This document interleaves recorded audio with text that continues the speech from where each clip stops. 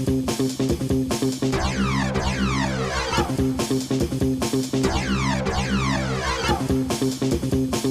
everybody, it's Johnny Two-Face here, back with another reaction video. This time I'm reacting to the second battle of Nola, 215 BC, Hannibal Part 19, Second Punic War by History March. Now, I know it's been a while, it's been quite a long, I think it's been almost a year since I've seen another episode of the Hannibal, the Second Punic War series by History March, and I don't know why it's taking this long, but that's by the by. But yeah, glad to see they finally started continuing the series again. So the usual disclaimer when I react to anything historical, if I don't show so much what is considered a proper reaction, is probably obvious I don't know much about the subject at hand, and if I do know anything, I'll most likely pause the video to give my input or ask any curious questions, which hopefully will be answered in the comments below. So with that being said, the link to the original video will be in the description down below.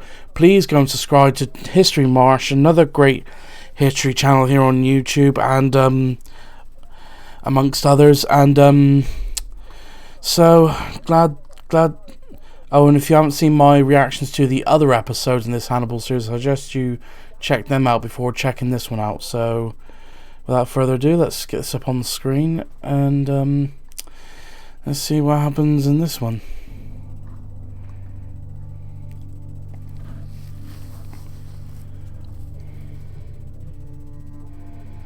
It's mid-August, 215 BC. Right. Sorry to pause right away. So now I've seen the map, I've got my bearings a bit. Hannibal is here in southern Italy, and where he's been basically humiliating the Romans up and down. Obviously the Romans will have gained much of their old territory back, but I think here in the Iberian Peninsula is where I believe it's the Scipio brothers. They've had the most success throughout this Second Punic War. So for over a month now, Carthaginian troops plundered the countryside around the city of Nola.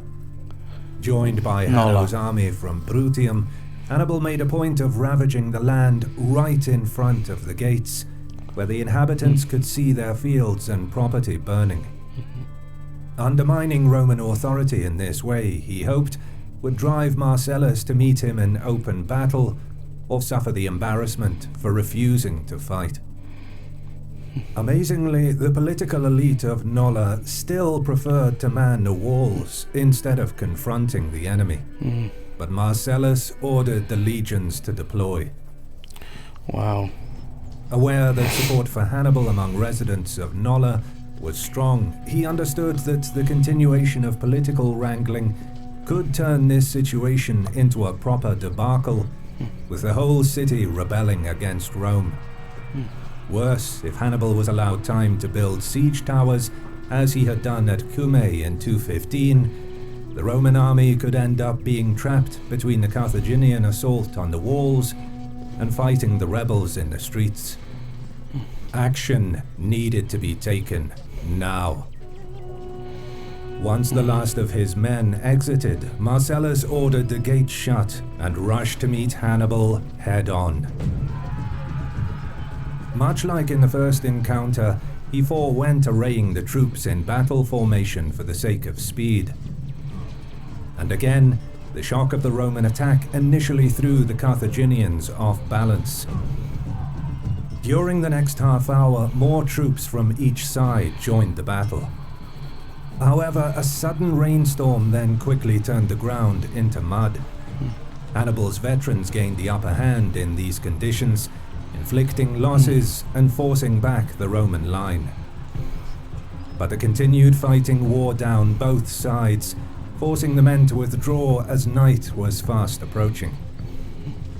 The torrential rain kept the two armies in their camps for another 2 days. But once the third day dawned, the weather cleared and the ground hardened. Marcellus surprised Hannibal by deploying his troops in front of the walls yet again. To both Hannibal and the citizens of Nola, the message was clear. Rome would not back down. This time, it was Hannibal's turn to accept the challenge.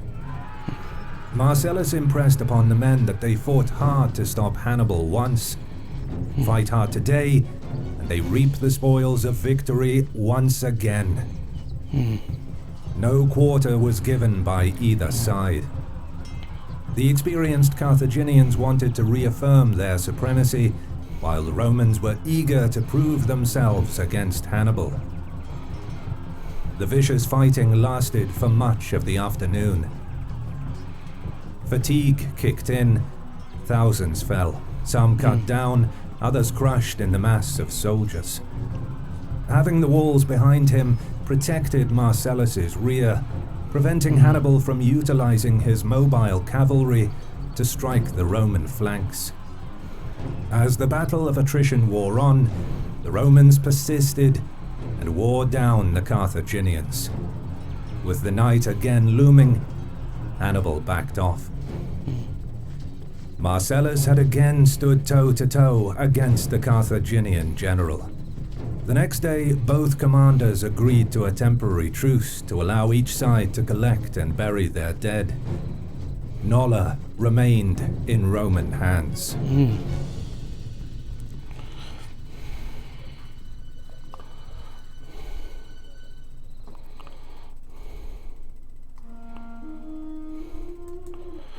Like I said earlier, this is probably the most successful the Romans have been against Hannibal and the Carthaginians. And the only other Roman sect, as I said earlier, being more successful is the Scipio brothers here, going into the Iberian Peninsula. But also Hannibal, if I remember right, has to worry about the political corruption back in Carthage as well. By September 215 BC, with 20,000 troops under the command of Hanno the Elder and another 40,000 troops commanded by Hannibal, the Carthaginians faced up to 100,000 Roman troops in Campania. Still, Hannibal was unable to force Fabius into a decisive battle. Changing tact yet again, he garrisoned key cities and marched east to winter quarters in Apulia. Hanno the Elder, meanwhile, made his way back to Bruttium to continue the subjugation of the region. With the Carthaginian army now gone from Campania, the Romans finally enjoyed some respite. Fabius ordered grain collected from nearby cities and brought to the Roman army wintering at Suessula. To lessen the supply burden on the allies, he left Marcellus only with a garrison detachment and sent the rest of the army that fought at Nola back to Rome, where they could be supplied more efficiently and get some much-needed rest. Gracchus was sent trailing after Hannibal to observe his movements from a safe distance, with strict orders to avoid a pitched battle. Back in Rome, alarm was raised in the prison buried at the foot of the Capitoline Hill. Built underground, this place was meant to be a fate worse than death. Yet, a most valuable prisoner had somehow escaped. Hang on, sorry, I missed that. Alarm was raised in the prison buried at the foot. Back in Rome, alarm was raised in the prison buried at the foot of the Capitoline Hill. Built underground, this place was meant to be a fate worse than death. Yet, a most valuable prisoner had somehow escaped this dark, damp, and foreboding subterranean dungeon. Managing to disguise himself, he then made his way to Ostia on a donkey, stolen at the local market, where he boarded a small vessel and set out to meet with the king of Macedon. The mysterious man was the last surviving member of the delegation in charge of brokering the alliance between Hannibal and Philip, which was captured off the coast of Brundisium by the Romans earlier in the summer, before being transported first to Cumae and then sentenced to imprisonment by the Roman Senate. But traumatized by what he had endured during interrogation in the dungeons of Rome, the diplomat was unable to remember the exact terms of the treaty once he had reached Philip's court.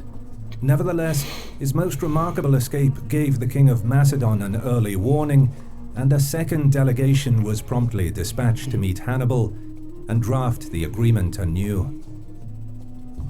Across the sea in Iberia, the Scipio brothers wrote to the Senate detailing their successes, but stressed that they lacked the money needed to stay in the fight. They borrowed heavily from the Iberian allies to pay the wages of the troops and sailors, and insisted the Senate provide for everything else, chiefly clothing and grain, among other provisions. Without help, the Scipios claimed, the army and the province would collapse by the end of the year. Unable to finance the effort in Iberia due to the high cost of maintaining the war against Hannibal in Italy, the Senate had no choice other than to turn to creditors. Major concessions were offered. Those who took contracts to supply the army in Iberia were exempt from military service, probably along with their sons, and were to be paid first with interest, with payment guaranteed even in the event of a shipwreck or capture by the enemy. The state taking on the full risk of transportation was a risky proposition at best, but the Roman Senate really had no choice. The contract was taken by 57 private individuals, split into 3 companies, and the ships finally embarked for Spain. The Scipio brothers would get the supplies they needed. And, unbeknownst to the Romans, the risk they took with creditors came at the 11th hour, because around this time Mago Barca finally embarked for Iberia with funds, supplies, and reinforcements. Whoever reached their destination first could potentially tip the balance of the war in Spain. Meanwhile, Hasdrubal the Bald's expedition to Sardinia was derailed when his fleet was blown off course, ending up in the Balearic Islands. Many of the ships had to be hauled ashore for repairs before the voyage continued. The 12,000 infantry and 1,500 cavalry were much welcomed reinforcements to Hampsicora's pro-Carthaginian Sardinian revolt after their defeat at Cornus a year earlier, which left them with some 3,000 men. The delay, however, allowed Titus Manlius Torquato to rebuild his army at Caralis. To his 5,000 legionaries who survived the prior clash with the Sardinians, he was able to add some 4,000 troops whose health had barely recovered from malnourishment and scurvy, though many of these men were still only fit for defense duties. Whoops. Crucially, another 6,000 were on the... Correct me if I'm wrong, but that sounds like desperation. It does sound like desperation if you're pulling in troops that are not that well in health. Sorry, I don't know why I struggle to say that. Away from Rome. While these were inexperienced troops, they were vital for shoring up Titus's ranks. Hasdrubal the Bald landed at Tharos in early autumn of 215 BC, where he was greeted by Hampsicora. The combined Carthago-Sardinian army wasted no time in marching south, aware that there was no better time to fight the Romans, many of whom were still suffering from sickness. Meanwhile, 60 Carthaginian warships and an unknown number of transports tracked the movement of the army, following the coast until they reached Caralis. Hasdrubal the Bald's intention was to fully encircle the city and starve the Romans into submission. There was no Roman fleet nearby to lift the blockade and open lines of communication, and Titus lacked the supplies to withstand a long siege. Trapped in the city, he and his army would face ruin. Left with no other choice, the Roman general marched his sickly men to meet the Carthaginians in the open.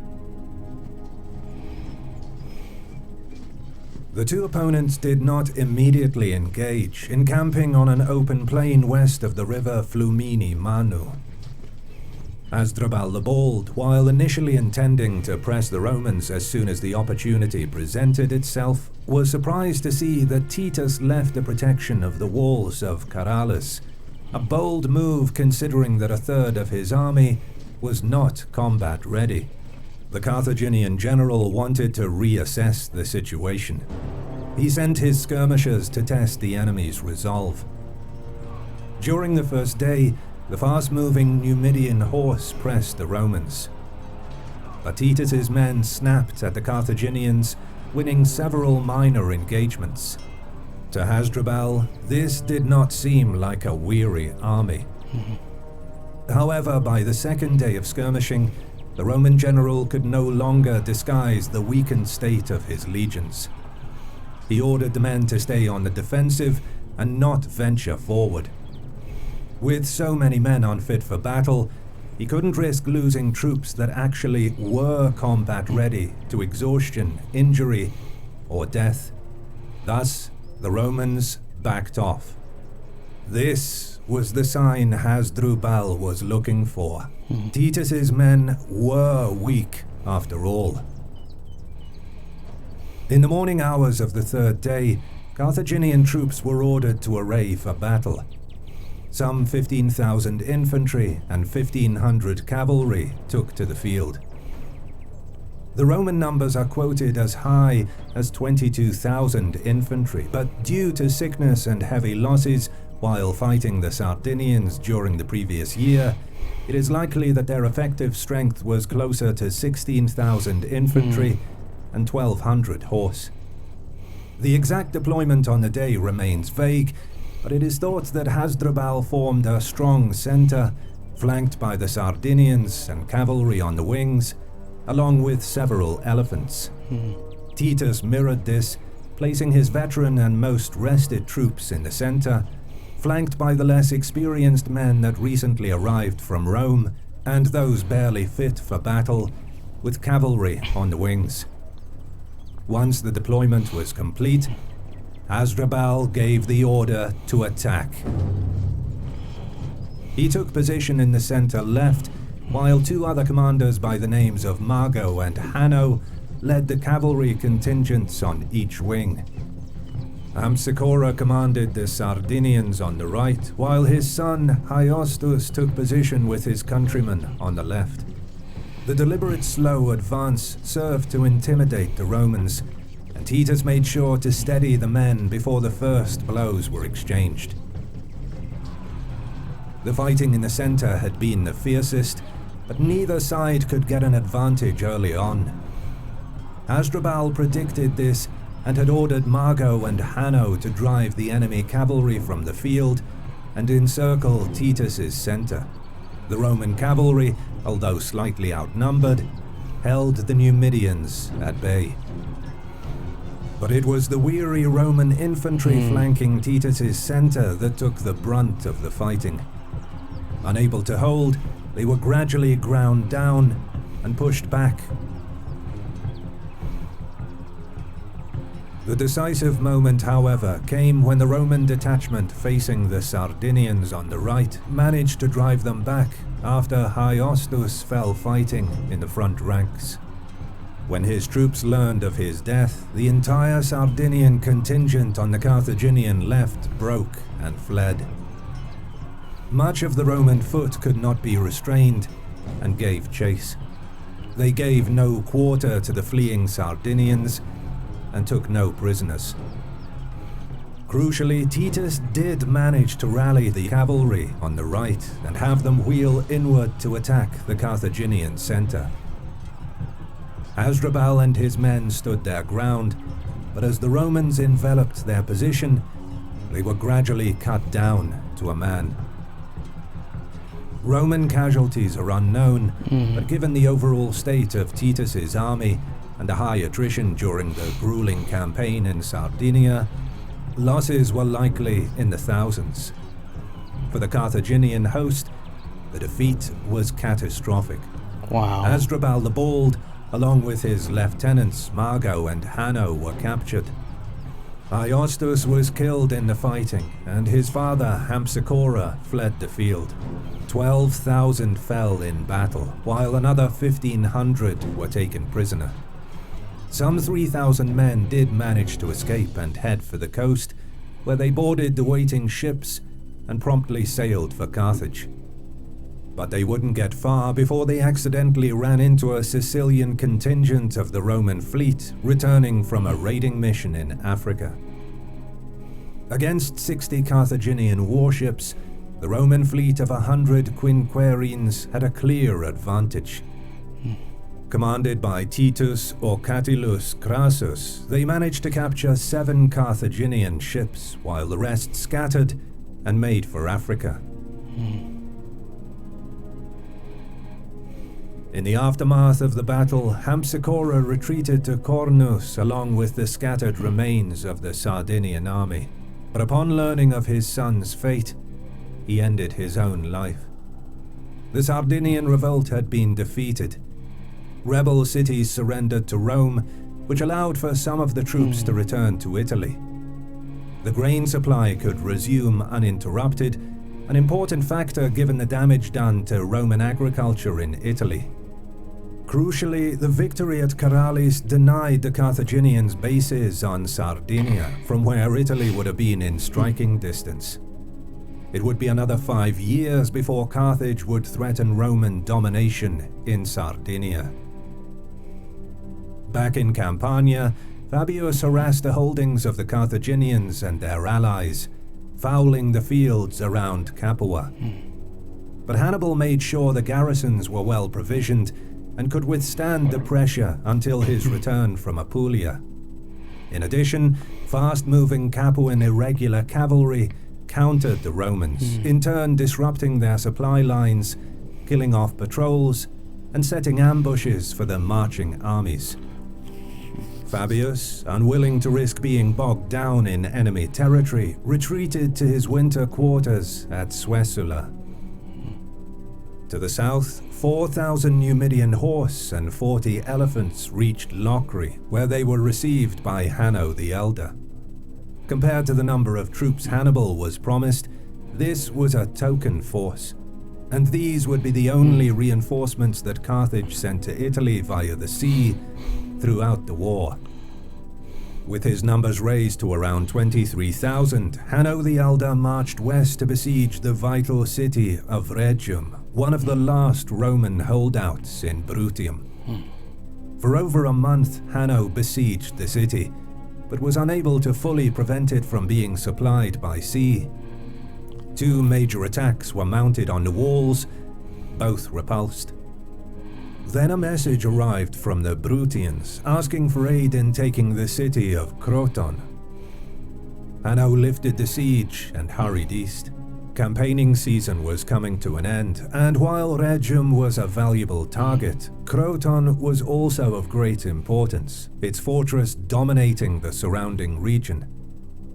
The Bruttians had managed to breach the walls, but were unable to take the citadel. Shortly after Hanno's arrival, the citadel was taken. The Carthaginians could now direct all of their efforts in Bruttium and Rhegium, the last city in the region still loyal to Rome. Hannibal, meanwhile, was settling in for the winter at Arpi. By now it became clear that his greatest weakness was the poor performance of Carthage's generals in other theatres, and the lack of support for the war in Italy from the Carthaginian Senate. And with the Romans refusing to risk fighting decisive battles, instead opting for a war of attrition, Hannibal was becoming increasingly desperate for more troops, without which he would not be able to match the Romans for much longer. But there was some good news for Hannibal in the winter of 215. Another delegation from Philip of Macedon disembarked and met up with Hannibal at Arpi. They informed the Carthaginian general that the previous embassy was intercepted and imprisoned, and that the terms of the first agreement were lost. The second agreement was drafted, and the delegates set off for Macedon once again, this time successfully avoiding Roman naval patrols. Philip's armies would be joining the war next year. Wow. Hannibal also received an embassy from Syracuse, The pro-Carthaginian faction, riled up by its leaders Hippocrates and Epicides, who came to the island last winter, had convinced the young king Hieronymus to fully commit to Hannibal's cause, on the promise of being given full control of Sicily after the war. Hieronymus's army could now push west to expel the Romans from the island, and the Syracusan fleet could contest the seas around the Strait of Messina. This forced Rome to divert invaluable resources to Sicily to ensure they maintained a foothold on the island. The turning of Sicily into a full-blown theatre of war relieved some pressure on Hannibal and bolstered his position in Italy, so much so that the Roman Senate had already begun plans to transfer none other than Marcellus to the island next year, which will strip Italy of the only Roman general who was thus far successful in stopping Hannibal in battle. Despite receiving little help from Carthage, Hannibal would use the events in Sicily and Macedon to attempt to maintain the initiative in 214 BC. If you stayed around this far, thank you for watching. Don't forget to subscribe And that'll do it. This has been another great episode in the Hannibal series by History March. So far it's been back and forth in this episode. So all I can say is, if you like this reaction, please like, comment and subscribe, and I'll see you next